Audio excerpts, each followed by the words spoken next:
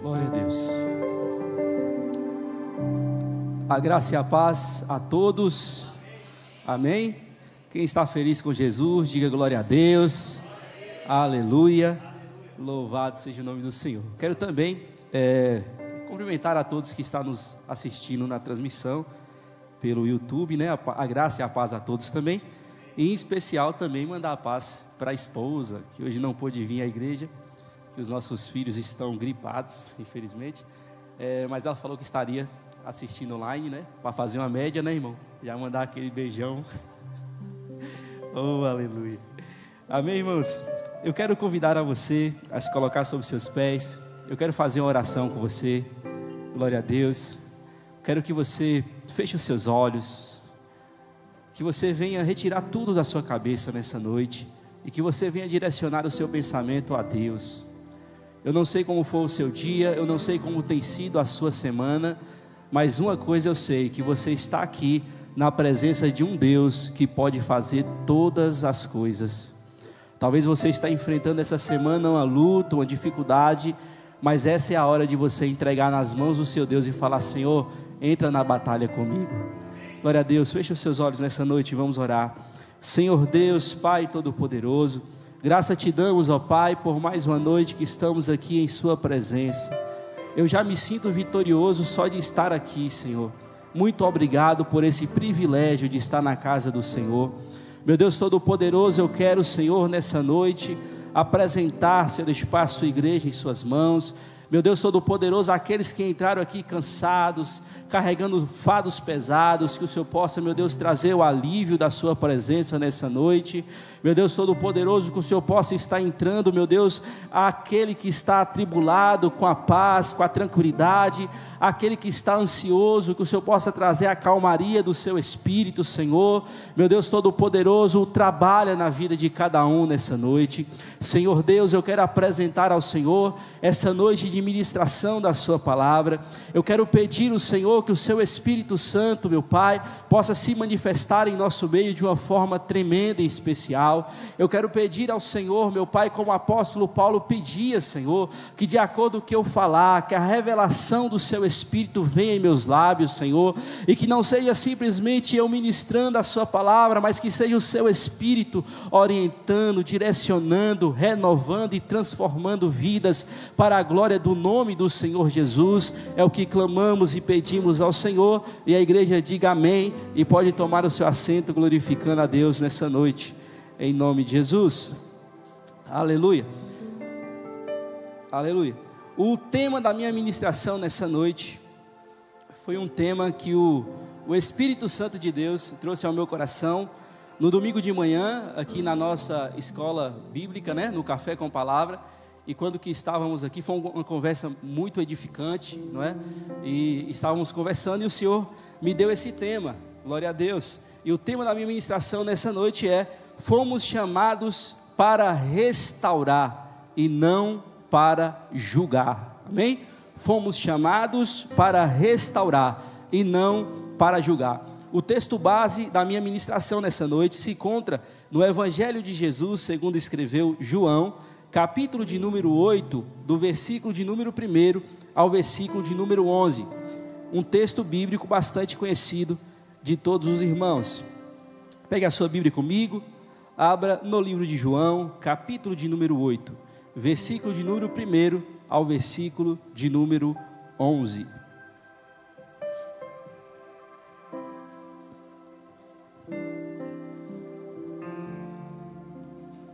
Glória a Deus. O livro de João é bastante fácil de encontrar, não é? Por ser um livro um pouco grande, já no comecinho ali do Novo Testamento. Livro de João, capítulo 8, versículo de número 1. Quem encontrou, diga amém. Quem não encontrou, é só você balançar a sua mão, que um de nossos diáconos estará te auxiliando a encontrar o texto bíblico, para a glória do nome do Senhor. Aleluia. Leiamos o texto. O tema diz a mulher adúltera, e a partir do versículo de número 1 diz assim: Jesus, entrando, foi para o Monte das Oliveiras. De madrugada voltou novamente para o templo, e tendo o povo, ia ter com ele. E assentando, os ensinava. os escribas e fariseus trouxeram à sua presença uma mulher surpreendida em adultério. E fazendo-a ficar de pé no meio de todos, disseram-lhe a Jesus: Mestre, esta mulher foi apanhada em flagrante adultério. E na lei nos mandou Moisés que tais mulheres sejam apedrejadas. Tu, pois, que diz? Isto dizia eles, tentando para tentarem de que o acusasse. Mas Jesus, inclinando-se, escrevia na terra com o dedo.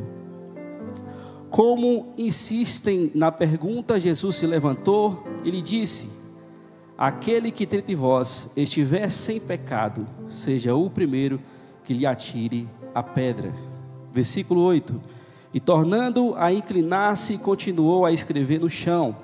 Mas, ouvindo eles esta resposta, e acusados pela própria consciência, foram se retirando um por um, a começar pelo mais velho até o último, ficando só Jesus e a mulher no meio onde estava.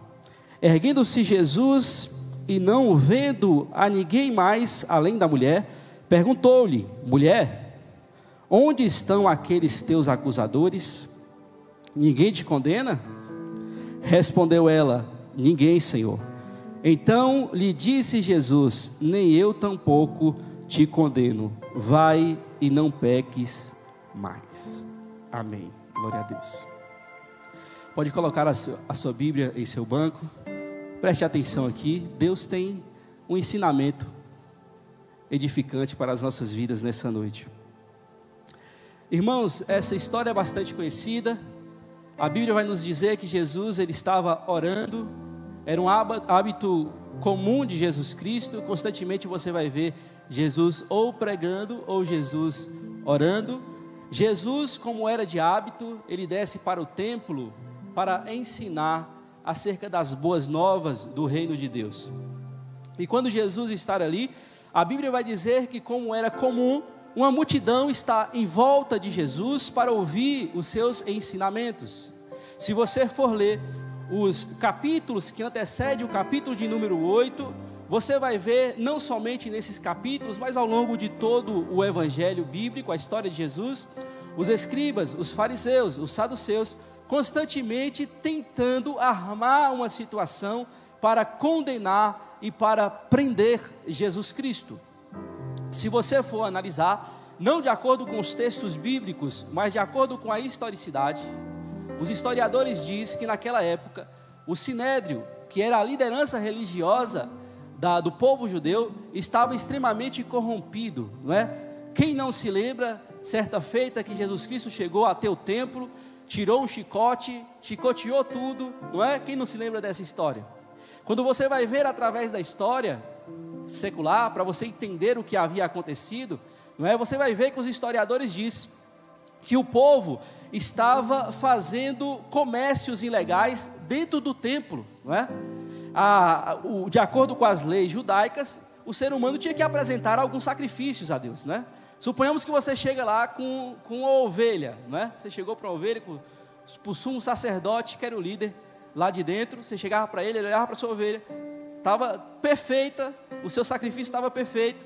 Ele achava um defeito, falava: não, isso aqui o Senhor não vai receber não. Você leva lá fora, naquelas barraquinhas que tem lá fora, porque lá eles vão te vender um que está em estado perfeito.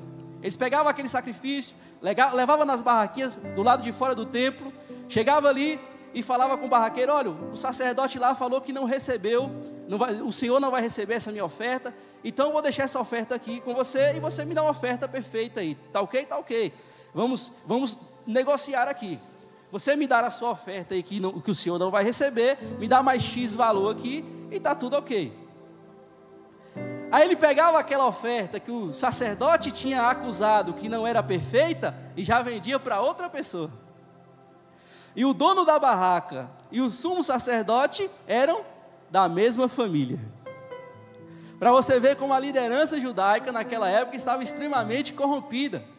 A visão deles não era ensinar a lei de fato. A visão deles era enriquecer, ter poder, ter posição, que as pessoas viessem olhar para eles e ver eles como autoridades. Eles estavam totalmente corrompidos. Então, constantemente, quando eles viam Jesus crescendo em popularidade, eles ficavam nervosos. Por quê? Porque se o número de seguidores de Jesus aumenta, o número de seguidores dos fariseus e saduceus, a tendência é diminuir, não é? Igual hoje, a gente vê muito isso em nosso meio ainda, não é? Quando uma igreja determinada começa a desenvolver, começa a crescer, sempre tem outras que começam a criticar. Ah, fulano está crescendo por causa disso, por causa daquilo outro, e fica aquela rixa, não é? Entre pessoas que não são libertas, pessoas que estão em procura de gente para trazer dinheiro, e para trazer status, e para trazer poder. E naquela época, os líderes, os mestres daquela época estavam corrompidos, e constantemente quando eles viam Jesus desenvolver, eles começavam a tramar planos para parar o crescimento do ministério de Jesus. Mas aquilo que é de Deus, ninguém para. Glória a Deus. A primeira palavra nessa noite que o Senhor traz ao nosso coração é essa: eu não sei quem está se levantando contra a sua vida, mas se o seu ministério é de Deus, não se preocupe, porque quando é de Deus, ninguém para. Pode se levantar contra a sua vida o inferno inteiro, mas se Deus te prometeu, se Deus te levantou, Ele vai concretizar aquilo que Ele falou acerca da sua vida. Não se preocupe. Glória a Deus. Eles se levantavam tentando tramar situações para que viesse prender Jesus, para que viesse tirar Jesus, não é? E esconder Jesus em uma prisão ou coisa assim. Aleluia. E eles então tramam a situação para acusar Jesus. Quem me ouve, diga amém. Eles pegam uma mulher que foi pega em adultério e traz essa mulher para Jesus. E eles chegam até Jesus, armando uma armadilha para Jesus, e falam: mestre, essa mulher, ela foi pega em adultério. A lei de Moisés diz que nós temos que apedrejar a mulher que foi pega em adultério. E o Senhor, mestre, o que o Senhor nos diz?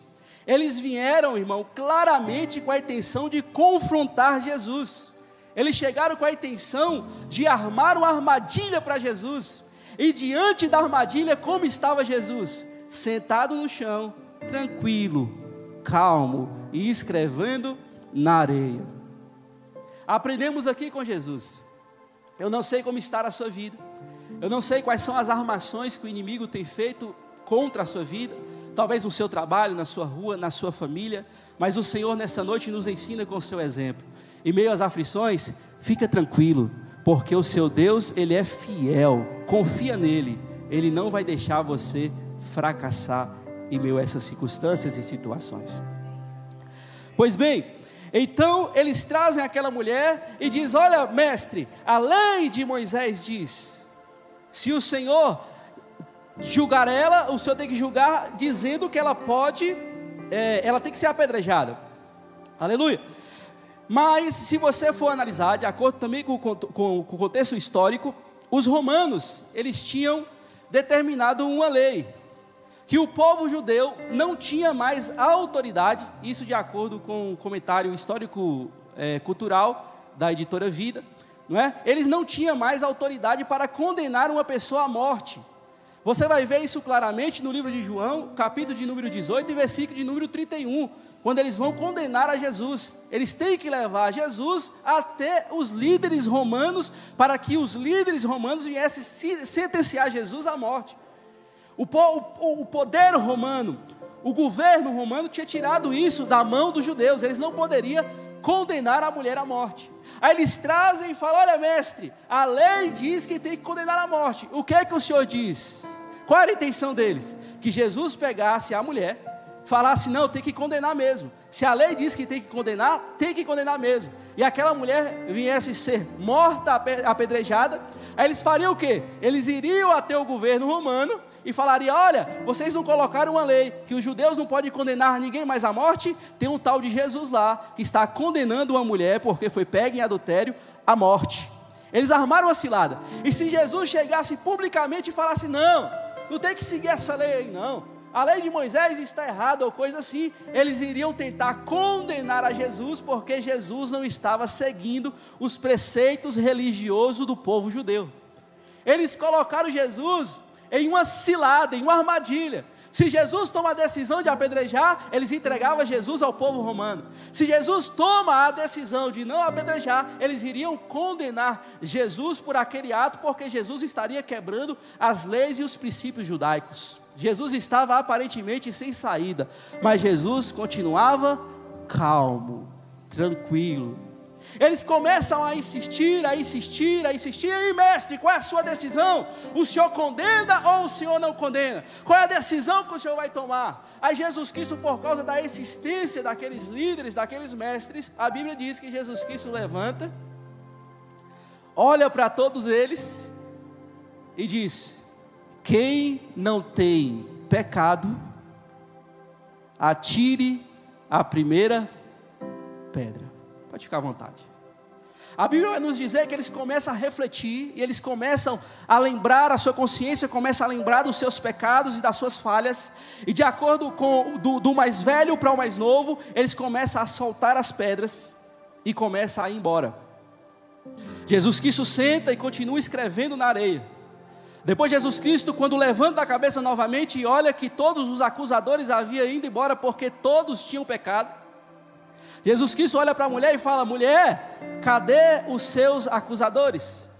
Alguém te condenou? A mulher vira para Jesus e fala: bom mestre, ninguém me condenou. Jesus olha para a mulher e fala: se eles não te condenaram, eu não tenho pecado, eu sou perfeito. Eu poderia te condenar, porque eu não tenho pecado nenhum, mas eu não te condeno. Vá e não peques mais. Aleluia. Quando nós estudamos essa história, nós podemos aí dentro dela retirar 3 tipos de pessoas que existem no meio religioso. Quantos tipos de pessoas?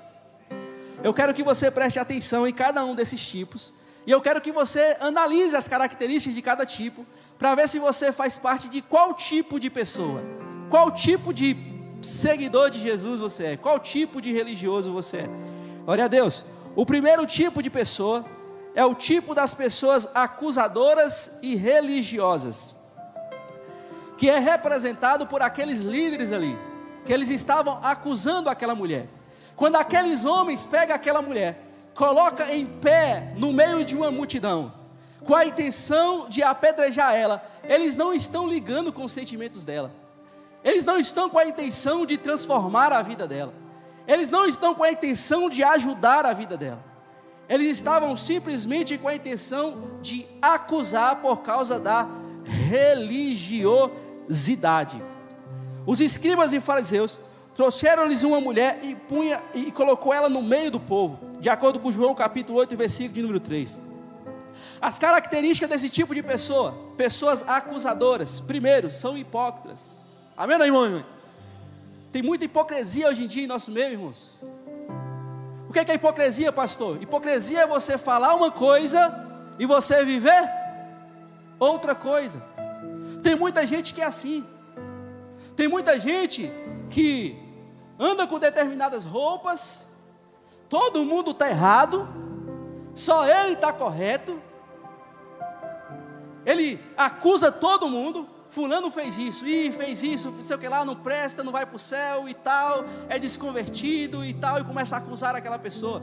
Tem muitas pessoas que é assim hoje em nosso meio, acusa, são hipócritas, são críticos, conturmais de pessoas, critica todas as pessoas, só ele é correto. São pessoas sem compaixão, não tem compaixão nenhuma. Tem pessoas na igreja que é assim, quando ele vê um irmão cair, ele faz o que, irmãos? Ele vai orar, fazer uma campanha de oração em prol da vida do irmão, é assim? Não, ele já vai para outro irmão, ele fala: irmão, você não sabe fulana de tal, você não sabe o que ela fez isso, ela fez aquilo, ela andou assim, ela está assado. Esse primeiro tipo de pessoa, os acusadores, eles têm felicidade e prazer em ver o outro fracassar, e ver o outro cair, irmãos. Pastor, tem pessoas assim dentro da igreja, das igrejas, tem pessoas assim. Quando o outro cai, ele fica feliz. Ainda bem que foi ele, não foi eu. Quem caiu foi ele, não foi eu. Eu não, eu sou bom, eu sou santo, eu sou limpo, eu continuo firme nos caminhos do Senhor.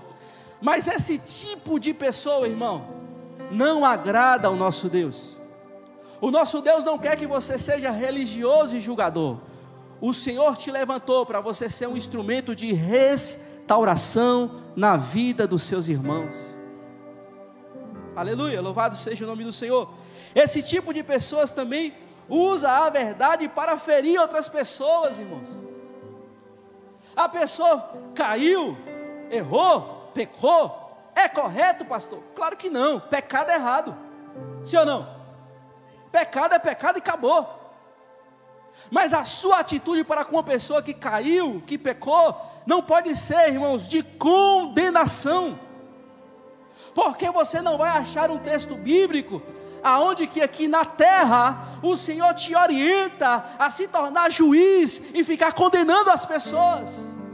O Senhor não nos chamou para condenar, o Senhor nos chamou para restaurar pessoas. Uma das principais estratégias que o inimigo tem utilizado para acabar com muitas igrejas, irmãos, é justamente isso.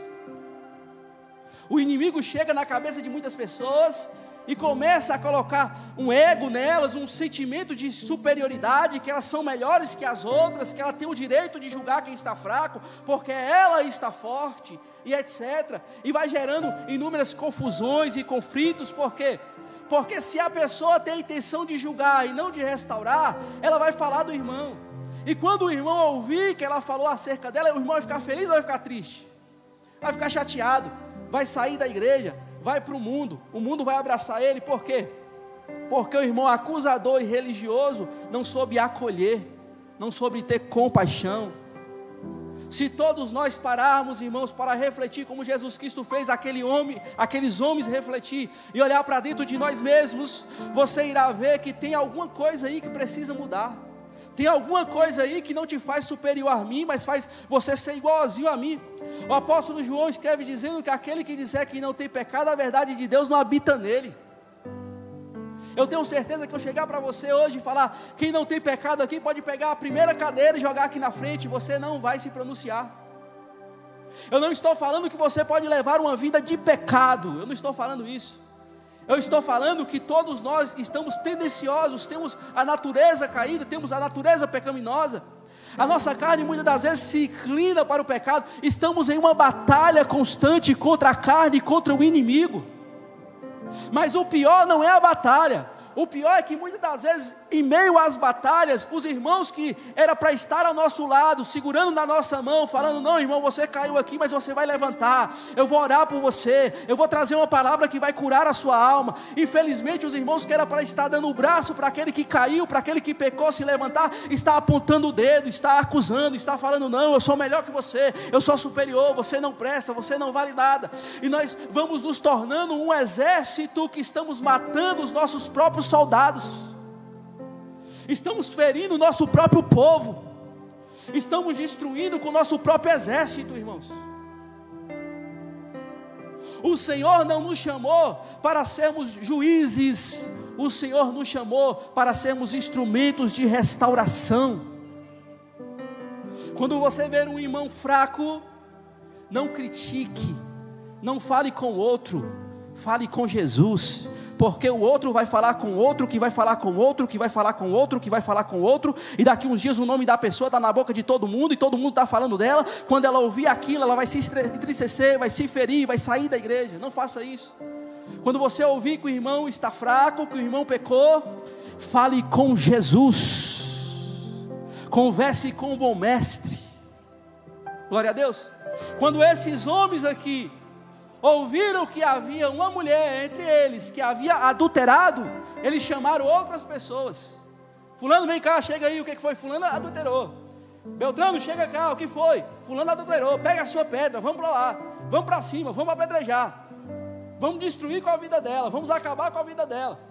E chamou muitas pessoas, muitos homens que foram em direção àquela mulher, com a intenção de matar aquela mulher. E muitas vezes hoje em dia, irmãos, nós estamos fazendo da mesma forma que aqueles religiosos. Mas pastor, nós estamos pegando pedra e indo na casa do nosso irmão? Não, a pedra que o inimigo tem colocado em nossa mão, irmãos, é a conversa, é a língua. E o pior que as conversas geralmente é aquele velho telefone sem fio. Você chega para uma pessoa aqui e fala assim: você não sabe, fulana estava pensando em cair. Aí essa pessoa que está ouvindo já chega para outra e fala: você não sabe, fulana caiu. Aí essa pessoa já chega para outra e fala: você não sabe, fulana caiu 3 vezes. E a situação só vai piorando. Só vai piorando. Muitas das vezes estamos nos tornando uma igreja, irmãos, acusadora e religiosa, com as nossas pedras de más conversas nas mãos, jogando nos irmãos e matando nossos irmãos, que o Senhor nos entregou em nossas mãos, não para julgar e condenar, mas que o Senhor nos entregou em nossas mãos, com a intenção de restaurar a vida dele. E o melhor, sabe o que é? Sabe o que é o melhor?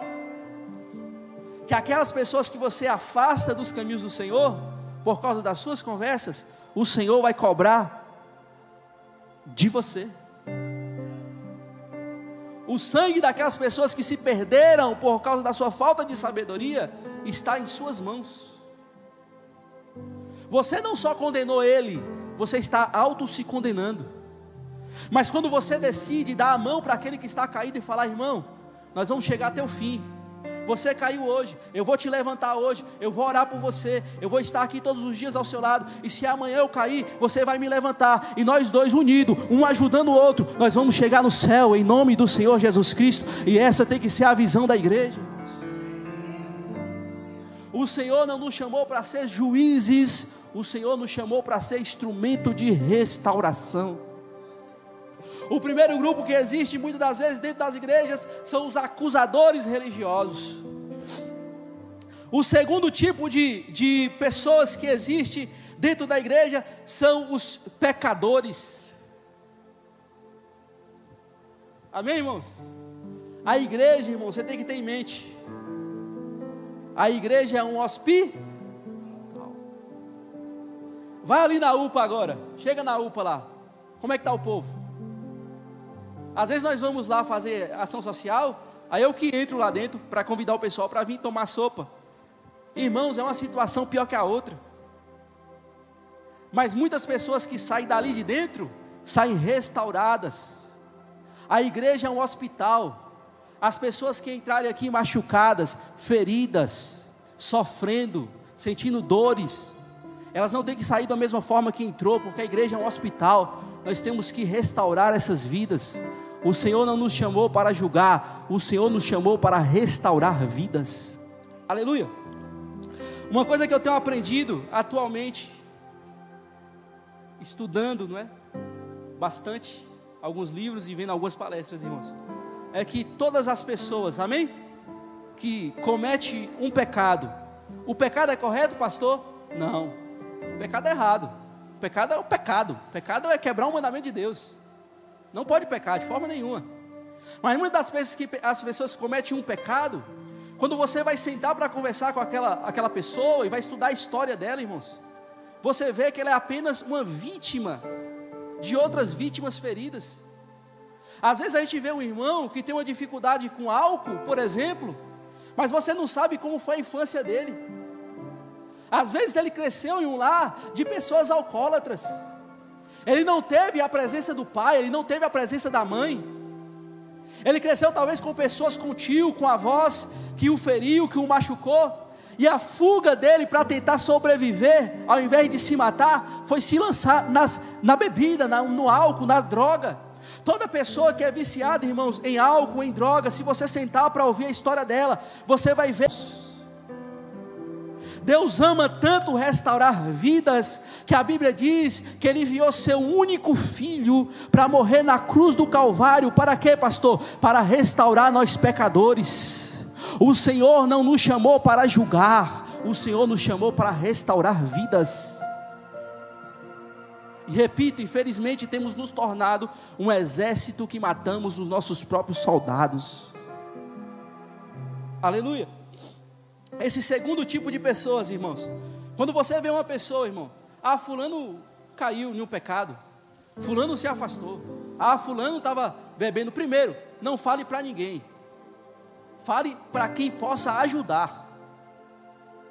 Chega para o pastor, chega para a pastora, chega para nós, fala, ó, fulano está assim, eu vi fulano em tal canto, e nós vamos atrás, nós vamos acolher com sabedoria, com mansidão, vamos trazer para perto novamente. Por quê? Porque a Bíblia diz, tu que está em pé, cuidado para que não caias. Pastor, o senhor está em cima pregando, ensinando a palavra de Deus, o senhor disse que já é pastor há algum tempo já. Pastor, o senhor tem possibilidade de cair? Tenho.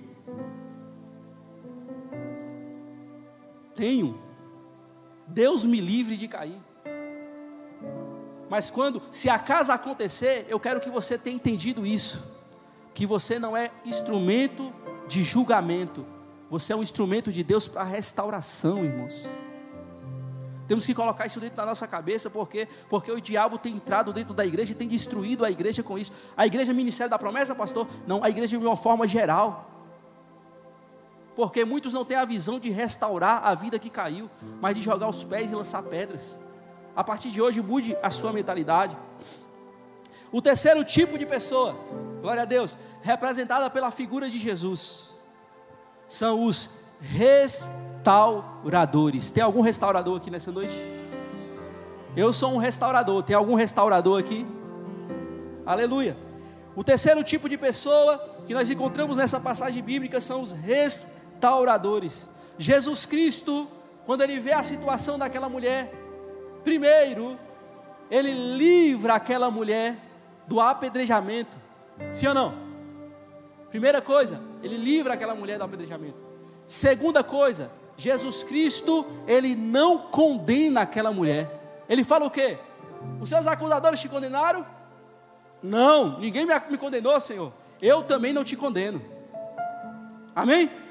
E terceira atitude de um restaurador. Primeira atitude, ele tenta ajudar. Segunda atitude, ele não condena. Terceira atitude, ele aconselha a não pecar mais. Jesus Cristo vira para aquela mulher e fala, vá e não peques mais. Pastor, o irmão caiu, eu faço o quê? Ajuda. E o que mais, pastor? Depois que ele estiver fortinho, não alisa não. Alisa não. Mas espera ele ficar fortinho, viu? As pernas primeiro. Ficou fortinho, você chega para ele e fala, olha, o que você fez foi errado. Eu entendo que você passou por isso. Eu vou te ajudar, mas o que você fez foi errado. Vá e não peques mais. Aleluia. O Senhor não nos chamou para julgar. O Senhor nos chamou para discernir. O Senhor nos chamou para entender as pessoas. O Senhor nos chamou para ter compaixão. O Senhor nos chamou para restaurar pessoas e não para condenar pessoas. Aleluia. No livro de Gálatas, capítulo de número 6, versículo de número 1, diz assim: irmãos, se algum homem for surpreendido em alguma ofensa ou pecado, vós que sois espirituais, restaurai tal com o espírito de mansidão. Olha o que o apóstolo Paulo está falando. Se alguém entre vós for pego em um pecado, em uma ofensa, em uma coisa errada, o que você tem que fazer? Em uma ofensa, vós que sois espirituais, restaurai. Restaurai. Glória a Deus. No livro de Tiago, capítulo de número 5, versículo de número 19, diz assim: saiba que aquele que fizer converter os pecadores dos seus erros e pecados, salvará da morte a sua alma e cobrirá uma multidão de pecados. No livro de 2 Coríntios, capítulo de número 2, versículo de número 6 ao 7, diz assim: o suficiente para isto é a pena que alguns lhe impuseram de acordo com a medida de muitos. Pelo contrário, vos recomendo, olha o que o apóstolo Paulo está falando, vos recomendo que, pelo contrário, o perdoe e consolai-o, para que ele não seja de algum modo tragado por demasiada tristeza. Olha o que o apóstolo está falando. Se alguém pecar entre vós, consolai, acolha ele, traga ele para perto de você, para que a tristeza não tome o coração dele, e ele acabe até mesmo com a sua própria vida. Você já parou para observar que o número de suicídio tem crescido a cada dia? E você sabia que muitas das vezes Muitas das pessoas, se você for analisar a história dela, até recentemente teve um pastor, não é, no Amazonas, que tirou a sua própria vida, não é? E quem errou para muitos perderem a vida? A falta de acolhimento da igreja, irmãos. A igreja necessita aprender e entender isso. Nós não fomos chamados para ser juízes, nós fomos chamados para ser restauradores. Aleluia. Para finalizar, eu quero ler um texto bíblico que se encontra no livro de Mateus, capítulo de número 7, do versículo 1 ao versículo 5, que diz assim. O próprio Jesus Cristo ensinando aqui, irmãos. Presta atenção para você ver. Não julgueis, para que não sejais julgados, porque com o juízo com que julgardes, serei julgado, e com a medida com que tiverdes medidos, vos hão de medir a vós. Olha o versículo 3. E porque reparas tu no argueiro que está no olho do seu irmão, e não vês a trave que está no teu olho? Ou como dirás a teu irmão, deixa-me tirar o argueiro que está no teu olho, estando uma trave no teu olho? Olha o que o Senhor Jesus Cristo está falando: não julgueis para que não seja julgado. E outra coisa que ele fala: ei, antes de julgar o seu irmão, antes de você tirar o cisco que está, que outras traduções vai dizer assim, antes de você tirar o cisco que está no olho do seu irmão, olha para a sua vida, que com certeza vai ter uma trave aí, vai ter uma tora de madeira dentro do seu olho, e você querendo tirar o cisco que está no olho do irmão. Amém, irmãos? Igreja é o que, pastor? Igreja é você olhando para você mesmo, se corrigindo a cada dia, olhando para o seu irmão sempre com olhar de misericórdia, e quando o seu irmão cair, precisar da sua ajuda, e presta o ombro para ele, ora por ele, paga um preço por ele, seja um intercessor da vida dele. Não julgue. O Senhor não te chamou para julgar, o Senhor te chamou para ser um instrumento de restauração. Restauração. Aleluia, glória a Deus. Qual dos 3 tipos de pessoa você é? Hoje, você é o julgador e acusador religioso? Você é o pecador precisando da misericórdia de Jesus? Ou você é o discípulo de Jesus? Quem é você? Reflita um pouco comigo. Quem é você? Você tem acusado os seus irmãos? Ou você tem entendido os seus irmãos e procurado restaurar a vida dele? Ou talvez você não é nenhum nem outro, você é aquele que está precisando de restauração. Você está pecando, você está em um caminho ruim. E para você que está em situação de pecado, talvez sem força, eu sei o que é isso, irmãos. A pessoa, irmão, que está escravizada. Irmão, eu já fiz missões nas ruas e já conversei com inúmeras pessoas, principalmente com viciados em drogas, irmãos. Eu já vi inúmeras pessoas chorar: eu quero sair, mas eu não tenho força. Eu quero sair, mas eu não tenho força. Pessoas viciadas em álcool, não é? Pessoas viciadas em prostituição, porque prostituição também é uma fuga. É uma fuga também. Se você for analisar a história daquela pessoa, teve alguma raiz na infância, alguma coisa que originou nele, ou até mesmo maldições hereditárias. Aí o Senhor te coloca ao lado da pessoa que está ali sendo um prostituto, com a intenção de você restaurar a vida da pessoa. Aí você fica lançando pedras e matando mais ainda aquela pessoa. Mas que a partir de hoje, se você está sendo um religioso, se você está sendo uma pessoa acusadora, em nome de Jesus eu profetizo que através dessa palavra o Senhor está transformando, está iluminando o seu entendimento, e a partir de hoje você vai se tornar um restaurador, você vai ser um discípulo de Jesus, você vai fazer a mesma coisa que Jesus Cristo fazia. A função de Jesus sempre era restaurar pessoas. Jesus amou tanto a restauração de pessoas que ele morreu para restaurar pessoas. Aleluia. Se acaso você entrou aqui e você tem uma mentalidade de um acusador, a partir de hoje pare e se torne um restaurador de vidas. E se por acaso você entrou aqui e falou: pastor, eu sou desse segundo grupo aí, pastor, eu estou aqui só pela misericórdia, pastor, eu estou todo quebrado, eu estou todo arrebentado, eu já tentei sair dessa vida, eu não consigo. Amém? Eu quero te parabenizar que você chegou no lugar certo. Pastor, estou todo quebrado, eu cheguei no lugar certo? Chegou. Porque aqui nós não vamos te julgar, aqui nós vamos te acolher, aqui nós vamos te abraçar, aqui nós vamos te amar, e aqui você vai ser restaurado pelo amor de Cristo que reina em nosso coração, para a glória do nome do Senhor Jesus. Aleluia. Eu quero profetizar, quarta-feira profética, minha profecia após essa orientação. Eu profetizo, em nome de Jesus, que o ministério da promessa será conhecido pelo amor pelas almas, em nome de Jesus. Eu profetizo que nós seremos conhecidos pela história de pessoas que entraram aqui, vindo talvez até de uma vida de religiosidade, destruído, quebrado, falado para mim não tem mais jeito, e serão restauradas para a glória do Senhor, dentro do ministério da promessa. Eu profetizo que essa casa será uma casa de restauração de vidas, como já tem sido, em nome do Senhor Jesus. E o Senhor vai te usar, o Senhor vai me usar, para pegar os soldados que estão caídos, e erguer eles, e falar: nós vamos chegar lá, meu irmão, nós vamos entrar no céu juntos, para a glória do nome do Senhor Jesus. Tem algum restaurador? Eu pergunto de novo aqui nessa noite. Glorifica o Senhor, levanta a sua mão e diga: Senhor, eis-me aqui para ser restaurador de vidas, para a glória do nome do Senhor Jesus. Aleluia. Aleluia. Irmãos, eu vou finalizar de verdade agora. Vai sentir de Deus de compartilhar isso com vocês. Eu leio a Bíblia desde os 14 anos de idade. Eu tenho 37 anos hoje. Vou fazer 37 ainda, vou fazer em fevereiro. Tenho 36, vou fazer 37 anos, amém? Eu comecei a estudar teologia com 19 anos de idade. Eu já passei por diversas igrejas, irmãos, pentecostais, batistas, diversas igrejas. Eu já convivi com diversas pessoas. Eu cheguei aqui, amém, irmãos?